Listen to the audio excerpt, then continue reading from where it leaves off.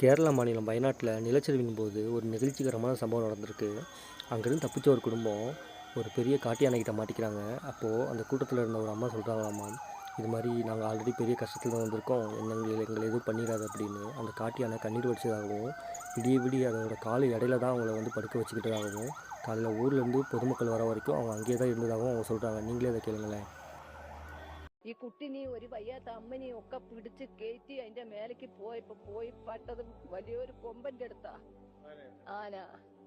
ആനനോട് പറഞ്ഞു, ഞങ്ങള് വലിയ ദുരിതത്തിന്നാ വരുന്നേ, നീ ഞങ്ങളെ ഒന്ന് കാണിക്കല്ലേ പറഞ്ഞു. ആന രണ്ട് കണ്ണൊന്നും വെള്ളം ഒഴുക. അതിന്റെ കാലും ചോട്ടിൽ നേരം വെളുക്കുന്നവരെ കിടന്നു. ഞങ്ങള് എണീച്ച് നിൽക്കാൻ ആമ്പിയറില്ല. നേരം വെളുക്കുന്നവരെ മഴ ഫുള്ളും നനഞ്ഞ് മൂപ്പരടുത്തുനിന്ന് നേരം വെളുത്ത 6 മണിയായപ്പോ എവിടത്തേക്കോ ആൾക്കാര് ഞങ്ങളെ രക്ഷിക്കാൻ, ഞങ്ങളെ നാട്ടിൽ ആരും ഇല്ലല്ലോ, എല്ലാരും പോയില്ലേ, ദൂരത്തുനിന്നൊക്കെ എല്ലാരും